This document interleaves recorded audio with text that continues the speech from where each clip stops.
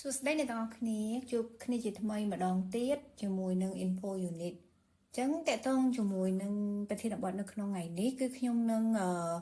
បង្រៀន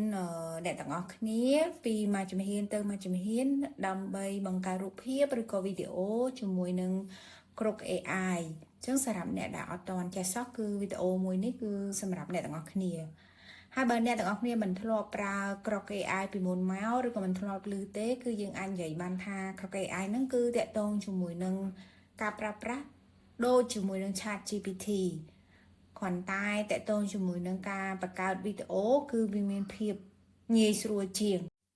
អញ្ចឹងតាក់ទងជាមួយនឹងមុខងារនៅក្នុងក្រក AI គឺយើងអាចបង្កើតជារូបភាពយើងអាចបង្កើតជាវីដេអូយើងអាចសួរសំណួរដូចជា AI assistant ទូទៅហើយយើងអាចមើលតាក់ទងជាមួយនឹងអ្នកផ្សេងទៀតដែលគាត់បានបង្កើតរូបភាពហើយគាត់បាន share មកនៅក្នុងហ្នឹងអញ្ចឹងដើម្បីកុំឲ្យខាតពេលយើងត្រូវមកយល់ដឹងអំពីចំណុចសំខាន់មុនពេលយើងចាប់ផ្ដើមនៅក្នុងការបង្កើតជារូបភាពឬក៏វីដេអូជាមុនសិនចឹងការយល់ដឹងសំខាន់មុនពេលចាប់ផ្ដើមហ្នឹងគឺវាមានពី3ចំណុចដែលខ្ញុំចង់ប្រាប់ទៅអ្នកទាំងអស់គ្នាគឺពាក់ព័ន្ធជាមួយនឹងចំណុចទី1អ្នកទាំងអស់គ្នាអាចបង្កើតគណនីឬក៏យើងហៅថា account registration ហ្នឹងគឺដោយប្រើ Google account ក៏បានបើសិនជាក្នុងករណីដែលអ្នកនរគ្នាមាន Twitter account អ្នកនរគ្នាក៏អាចប្រើ Twitter account ដែរអាចបង្កើតតាមរយៈការប្រើប្រាស់ email ឬក៏អ្នកនរគ្នាមាន Apple account user ប៉ុន្តែសម្រាប់ភាពងាយស្រួលគឺជាទូទៅគឺភាគច្រើនគឺគេប្រើប្រាស់តាក់ទងជាមួយនឹង Google account នៅក្នុងការបង្កើតហើយចំណុចដែលខ្ញុំចង់បង្ហាញអ្នកទាំងអស់គ្នាមួយទៀតគឺចំណុចទី2ហ្នឹងគឺនិយាយពីគម្រោងរបស់ក្រុក AI ដែលគម្រោងរបស់ក្រុក AI ហ្នឹងគឺវាមានfree account មានន័យថាអ្នកទាំងអស់គ្នាអាចប្រើប្រាស់ដោយមិនចាំបាច់ subscribe ប៉ុន្តែវាមានកំណត់នៅក្នុងការប្រើប្រាស់ប្រចាំថ្ងៃ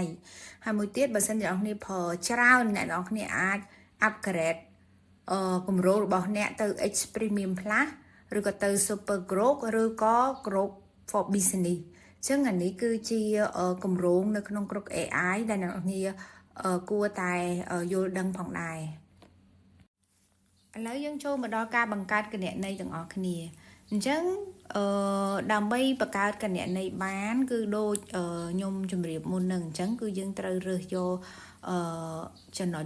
មួយដើម្បីយកមកបង្កើតអញ្ចឹងខ្ញុំប្រើប្រាស់តាក់ទងជាមួយនឹងGoogle account ហើយពាក់ព័ន្ធជាមួយនឹង website នៅក្នុងការបង្កើតអ្នកនរគ្នាវាយដូចខ្ញុំមកក្រុក.com អញ្ចឹងនៅពេលដែលអ្នកនរគ្នាចុចវាទៅគឺវានឹងចេញផ្ទាំងមួយឲ្យអ្នកទាំងអស់គ្នាមើលហើយផ្ទាំងទាំងអស់ហ្នឹងវាមានកន្លែង sign in និង sign up ដោយសារយើងអត់ទាន់មានគណនីទេអញ្ចឹងយើងត្រូវចុចកន្លែង sign up ចាអញ្ចឹងបន្ទាប់ពីយើងចុច sign up ហើយវានឹងឲ្យជាជំរើសអញ្ចឹងមិញមុនហ្នឹងគឺយើងនិយាយគ្នាហើយថាយើងយកជាមួយនឹង Google account អញ្ចឹងខ្ញុំclick យក account Google មួយគឺ Info Unit តមកទៀតយើង confirm continue ចាអញ្ចឹងបន្ទាប់ពីយើង sign in ហើយនេះគឺជាផ្ទាំងផុសក្រុក AI អញ្ចឹងយើងចុចលើឈ្មោះ account របស់យើងមកហើយយើងមានតាក់ទងជាមួយនឹង item មួយចំនួនអានេះគឺសម្រាប់កន្លែងយើង upgrade plan អញ្ចឹងតាក់ទងជាមួយនឹង upgrade plan វាប្រាប់យើងថាតើតម្លៃនៃការ super croc ហ្នឹងប្រមាណអីប្រមាណចាអញ្ចឹងក្រៅពីនឹងទៀតគឺអ្នកទាំងអស់គ្នាអាចមកមើលចំណុចមួយទៀតដែរចឹងចូលដល់ចំណុចមួយទៀតគឺយើងមកមើលពាក់ព័ន្ធជាមួយនឹងកន្លែង setting ហើយកន្លែងនេះគឺ appearance នេះគឺយើងសំដៅទៅលើការជ្រើសរើស background បើអ្នកនរចូលចិត្តល្ងិតគឺយើងអាចយកល្ងិតបានចាតែខ្ញុំយកពេលថ្ងៃអញ្ចឹងវាយកពណ៌សហើយអានេះគឺ behavior ផុសក្រកតាក់ទងជាមួយនឹងការប្រើប្រាស់នៅពេលដែលអ្នកនរចេះកាន់តែស៊ីជម្រៅទៅអញ្ចឹងទាំងអស់នេះគឺជាព័ត៌មានដែលអ្នកនរអាច check មើលបានថាតើនៅក្នុងហ្នឹងមានព័ត៌មានអីគេខ្លះដែរចាឥឡូវយើងចូលមកដល់ជំហានសំខាន់ដែលអ្នកនរកំពុងរងចាំគឺការបង្កើតរូបភាពឬជាភាសាអង់គ្លេសយើងហៅថា image generation chẳng tệ tôn cho mùi nâng ca bạc cao rụp hiệp ní cứ dương lực tật chất bên đây tha nên ọc ní thời hiệp trong bẹ bọn cho mùi nâng prom tệ tôn mùi nâng ca bị bò rì nì ông bị rụp hiệp bọn này ọc ní nâng chỉ mùn sần chà chẳng vì mình nghe sưu vì mình phiệp nghe sưu chả nó bên ọc ní hiệp trong mà ca bị bò rì nì bị rụp này ọc ní đài này ọc ní bàn bạc cao nâng chẳng cái này ní cứ nơi khang chui đây là ông khơi cái này nhờ image nó chẳng image nó cứ chỉ ruột đài nẹp sen tiết kế bàn bạc cao chẳng nào khi ai mưa bán mình tha tiền ruột mình tha tiền video tế chẳng dương ai vô chiều cùng đất nó không ca bạc cao ruột để dương trong bàn này cho nội ní nhung trong bài trẻ đàn ông này đái tham môn bên đàn ông này bạc cao tệ tôn cho mùi nâng ruột hiệp nên ông này trời trời tùm hôm tha ta nên ông này trong ban tùm hômแบบnào đài tùm hôm bị chó tùm hôm bị đét rư coแบบmạch chứ nên ông này trời trời về rồi ở rồi hơi đầm bay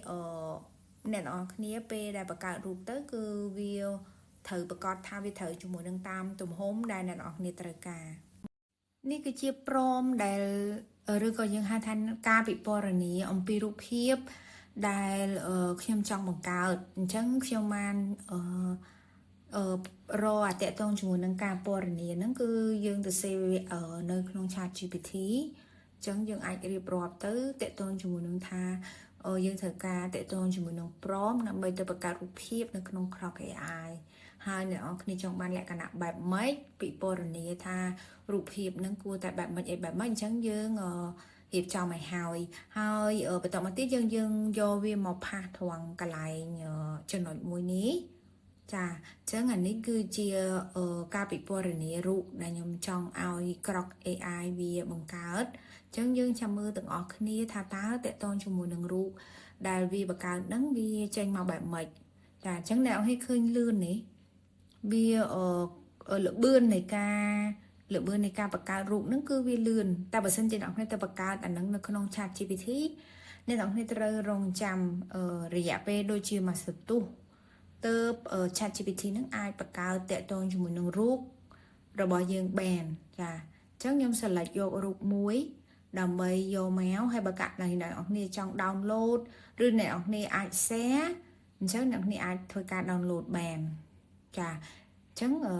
តើណាចំណុចនេះអញ្ចឹងអ្នកនរគ្នាអាចសាកបានអ្នកនរគ្នាអាចបង្កើត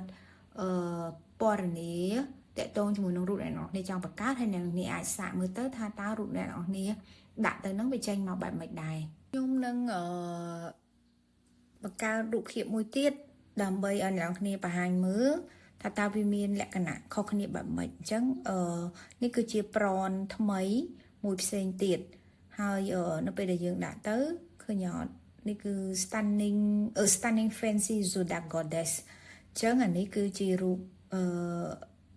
ទី2ដែលខ្ញុំបង្កើតនៅក្នុង Grok AI អញ្ចឹងនៅក្នុងនេះវាផ្ដល់ជម្រើសយើងច្រើនមែនតើនៅក្នុងការរើសអញ្ចឹងអ្នកទាំងអស់គ្នាពេញចិត្តអត់បើអត់ពេញចិត្តទេយើងអាច select លើរូបណាមួយហើយយើងអាច adjust មានន័យថាយើងអាចធ្វើការកែប្រែដូចជាថាយើងអត់ត្រូវការ cover អត់ត្រូវការhair band ហ្នឹងទេអញ្ចឹងអ្នកទាំងអស់គ្នាអាចដកចេញចាដកចេញបានឥឡូវខ្ញុំឧទាហរណ៍តកតងជាមួយនឹងរូបមួយនេះចាខ្ញុំសុំបដូររូបនេះទៅជាឲ្យរូបហ្នឹងវាមានsmiling ញញឹមអញ្ចឹងអានេះគឺជាខាងលើនោះគឺជា original រូបដើមរបស់យើងគឺអត់មានញញឹមទេហើយវាបានបង្កើតទៅរូបថ្មីហ្នឹងដែលមានស្នាមញញឹមឲ្យយើងហ្នឹង2 version ទៀតចាអញ្ចឹងឃើញអត់នេះគឺជាលទ្ធផលនៅពេលដែលអ្នកនរគ្នាធ្វើការ generate រូបនៅក្នុង Grok AI ចាអញ្ចឹងខ្ញុំ download វាទុកចាអញ្ចឹងតើណោះចំណុចហ្នឹងឥឡូវនេះយើងចូលមកដល់ចំណុចមួយទៀតគឺបន្ទាប់ពីយើងរៀនបង្កើតរូបភាពហើយឥឡូវយើងសាកល្បងទៅរៀនបង្កើតវីដេអូម្ដងអញ្ចឹងតកតងជាមួយនឹងការបង្កើតវីដេអូហ្នឹងគឺមានន័យថាដំណើរការរបស់វាគឺមិនខុសពីការបង្កើត រូបភាពទេគឺអ្នកទាំងអស់គ្នាត្រូវរៀបចំពាក់ព័ន្ធជាមួយនឹងការពិពណ៌នាអញ្ចឹងដើម្បីបានការពិពណ៌នានឹងបានជាទូទៅគឺយើងយកជំនួយចេញពី Chat GPT ចាអញ្ចឹងបន្តិចទៀតនេះគឺខ្ញុំនឹងបើកតកតងជាមួយនឹង Chat GPT ចាឥឡូវយើងចូលមកកាន់ Chat GPT ហើយនៅក្នុងហ្នឹងគឺខ្ញុំទៅដាក់តកតងជាមួយនឹងឲ្យChat GPT ហ្នឹងទៅសេតកតងជាមួយនឹងវីដេអូprompt ដើម្បីយើងអាចតេស្តនៅក្នុងក្រុម AI បានចាអញ្ចឹងអានេះគឺជាលទ្ធផលដែល Chat GPT បង្ហាញយើងមកអញ្ចឹងវាឲ្យយើងនឹងច្រើននឹងយើងអាចជ្រើសរើសមួយក្នុងចំណោមតកតងជាមួយនឹង prompt ទាំងអស់ហ្នឹងដែល Chat GPT វាបានផ្ដល់ជូនយើងនឹងអញ្ចឹងអ្នកទាំងអស់គ្នាឆ្លាញ់មួយណាយើងយកមួយនឹងទៅសាកទៅពីបន្ទាប់ពីយើង copy ហើយយើងយកមកផាសកន្លែងចំណុចនេះយើងត្រូវបដូរពី image មក video សិនហើយបន្ទាប់ពីបដូរពី image ទៅ video យើងទៅមើលទៅថាយើងចង់បានបញ្ឈរឬក៏ផ្ដេកតកតងជាមួយនឹង video របស់យើងអញ្ចឹងខ្ញុំយកបញ្ឈរដដែលហើយយើងផាសពាក់យើងដាក់បញ្ចូលតកតងជាមួយនឹងអា prompt ដែលយើងបានយកពី Chat GPT មកហ្នឹងតែមកយើងចុចgenerate ទៅសញ្ញាព្រួយមួយហ្នឹងអញ្ចឹងតកតងជាមួយនឹងការបង្កើតជាវីដេអូហ្នឹងគឺយើងអាចត្រូវចាំរៀងតិចដែរដោយសារតាវាត្រូវការវិភាគពាក់ព័ន្ធជាមួយនឹងការវិពណ៌នារបស់យើងដែលយើងបានទៅសេចូលទៅនឹងចាអញ្ចឹងឥឡូវនេះវាបានរួចរាល់ហើយអញ្ចឹងអានេះគឺជាវីដេអូដែល generate ចេញពីក្រុម AI 6 second 6 វិនាទីចា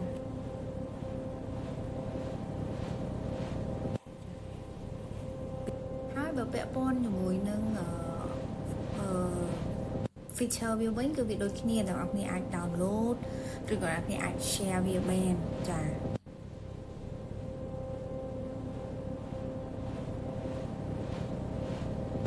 ឥឡូវយើងមកសាកល្បងបង្កើតវីដេអូទី2អញ្ចឹងយើងមកមើលតកតងជាមួយនឹង prompt ដែល Chat GPT ឲ្យមកយើងមុនហ្នឹងអញ្ចឹងលើកនេះគឺខ្ញុំជ្រើសរើសយក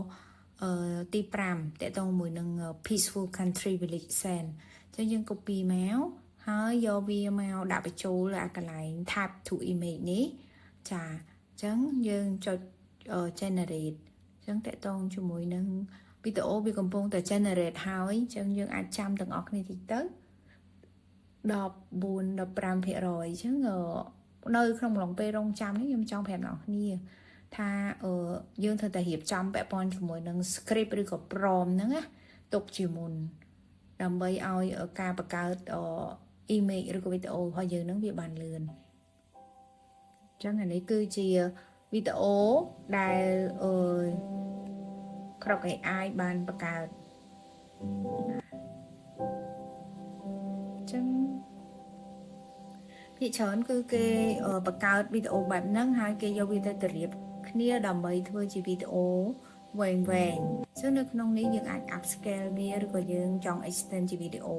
ប៉ុន្តែតើតើមួយនឹងការ extend ហ្នឹងគឺវាពាក់ព័ន្ធជាមួយនឹងតម្រូវឲ្យយើងហ្នឹងគឺupgrade ត្រូវបងលុយនិយាយចេះទៅគឺយើងត្រូវបងលុយតែបើអត់ទេយើងត្រឡប់មកវិញមកចាយើង download វាទុកខ្ញុំ download វាទុកធ្វើ reference យ៉ាងមិនដែរអ្នកទាំងអស់គ្នាបន្ទាប់ពីបានសាកពាក់ព័ន្ធជាមួយនឹងការបង្កើតរូបភាពក៏ដូចជាការបង្កើតវីដេអូអញ្ចឹងអ្នកទាំងអស់គ្នាអាចសាកល្បងខ្លួនឯងហើយនៅក្នុងករណីដែលអ្នកគ្នាពេញចិត្តហើយអ្នកទាំងអស់គ្នាគាត់ថាអ្នកគ្នាត្រូវការប្រើប្រាស់នឹងវាយូរអញ្ចឹងអ្នកទាំងអស់គ្នាអាច upgrade ទៅបងលុយបានប៉ុន្តែខ្ញុំស្នើថាឲ្យអ្នកគ្នាអាចប្រើ free ហ្នឹងដើម្បីឲ្យវា start សិនអញ្ចឹងណានៅដើម្បីយើង start ហើយអញ្ចឹងចាំយើងគិតនៅក្នុងការ upgrade វាចូលមកដល់ចំណុចមួយទៀតគឺដល់ដំណាក់កាលយើងបំលែងពីរូបភាពទៅជាវីដេអូចាអញ្ចឹងភាសាមួយទៀតយើងហៅថា convert image to video តកតងជាមួយនឹងចំណុចមួយនេះគឺខ្ញុំនឹងបង្ហាញពីដំណើរការ នៅក្នុងការធ្វើដូចគ្នាដែរហើយអ្នកគ្នាអាចមើលទៅបើសិនជាករណីមានសំណួរឬក៏ត្រូវការសួរអីអ្នកគ្នាអាចដាក់ចូលក្នុង comment បានអញ្ចឹងដើម្បីបំលែងបានគឺយើងត្រូវមកចុចសញ្ញាកន្លែងមួយនេះលើ animate images ហើយបន្តមកទៀតយើងទៅupload តកតងជាមួយនឹងរូបដែលយើងចង់បំលែងចាអញ្ចឹងនេះវាចំណាយពេលបន្តិចនៅពេលដែលយើង upload ចូលអញ្ចឹងបន្ទាប់ពីយើង upload ចូលរួចរាល់ហើយយើងត្រូវទៅសេតកតងជាមួយនឹងអ្វីដែលយើងចង់ឲ្យរូបហ្នឹងមានចលនាគឺខ្ញុំដាក់ថា image the image stand up turn and smile អញ្ចឹងមើលទាំងអស់គ្នាថាតើរូបហ្នឹងវាអាចចេញជាចលនាធ្វើតាមអ្វីដែលយើងប្រាប់អត់ព្រោះរូបរបស់ខ្ញុំជាក់ស្ដែងគឺគ្រាន់តែមាននារីម្នាក់អង្គុយបែរខ្នងទៅកញ្ចក់ហើយយើងបំលែងវាមកធ្វើវីដេអូនៅក្នុង Grok AI ចាអញ្ចឹងវាធ្វើការពេល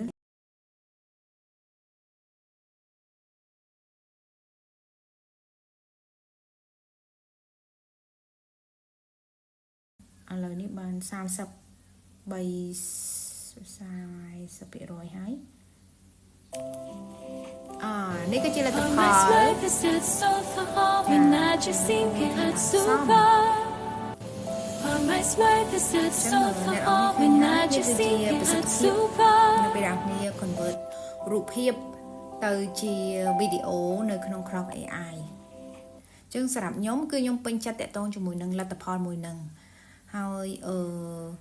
យើងមកសាកល្បងតាក់ទងជាមួយនឹងវីដេអូទី2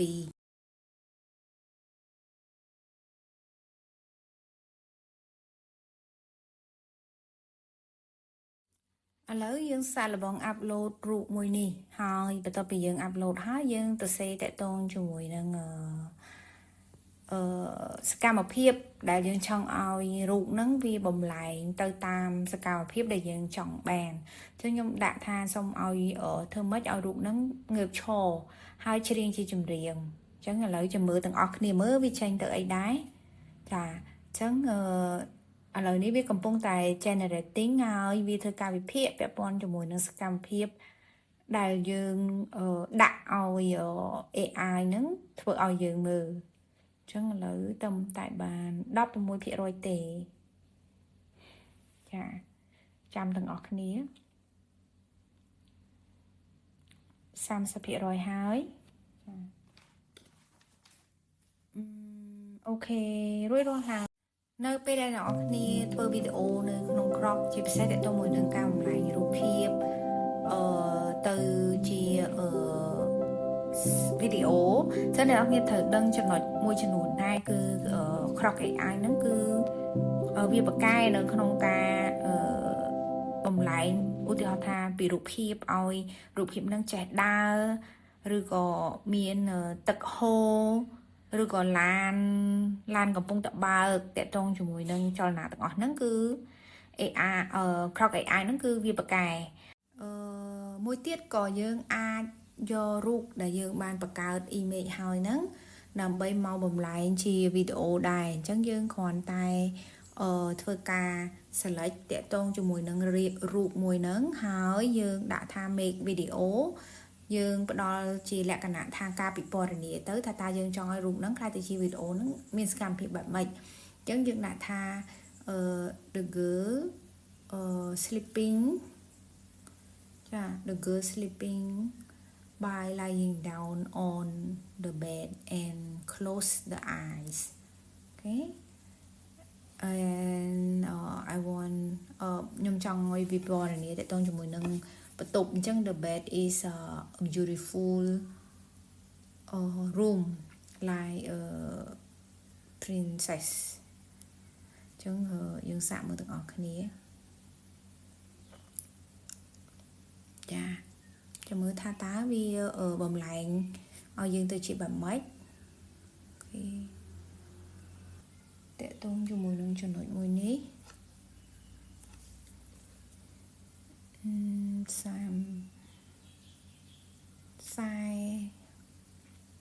40 នៅក្នុងនេះវាត្រូវការខ្ញុំ confirm អាយុសង្ស័យតើតងជាមួយនឹងការពណ៌នាហ្នឹងវាអាចគិតថា violate ជាមួយនឹងcontent មានន័យថាវាជាប្រភេទវីដេអូដែលមិនសមរម្យឬក៏បែបម៉េចមកវាសួរអាយុខ្ញុំអត់ច្បាស់ដែរតែឥឡូវយើង confirm ពាក់ព័ន្ធជាមួយនឹងអាយុហើយអញ្ចឹងយើង generate ម្ដងទៀតចាយើងសាក generate ម្ដងទៀត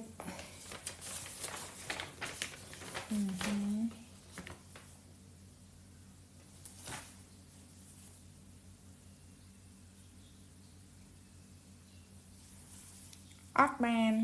អញ្ចឹងចាំមើលខ្ញុំសាកដូរតកតងជាមួយនឹងព្រមនឹងសិនខ្ញុំនឹងលុបតកតងជាមួយរឿង debate អីហ្នឹងចេញសង្ស័យវាគិតវិញឆ្ងាយអញ្ចឹងឥឡូវខ្ញុំដាក់ the girl sleeping by lying down on the tree with the rabbits and beautiful flower okay around សាក់យើងម្ដងទៀតនេះលើកទី3ហើយណាចាំមើលអ៊ុត result ទាំងអស់គ្នា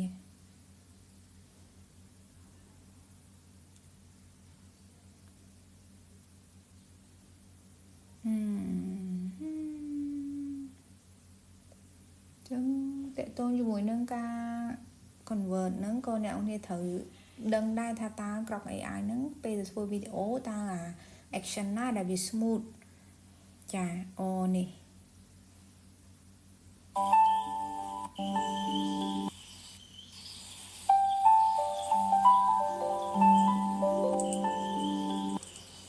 ចាមិនដែរយើងបដូរពីរូបភាពមួយស្លឹកឲ្យមកដេកឲ្យមានសកម្មភាពហើយមានសត្វទន្សាយជាមួយនឹងផ្កានៅជុំវិញហ្នឹងចា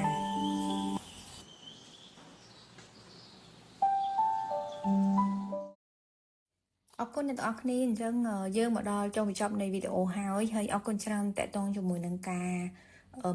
មើលវីដេអូរបស់ខ្ញុំនេះហើយបើសិនជាអ្នកនរចង់មើលតេតងជាមួយនឹងវីដេអូផ្សេងៗទៀតអាចជួយ subscribe បានអរគុណ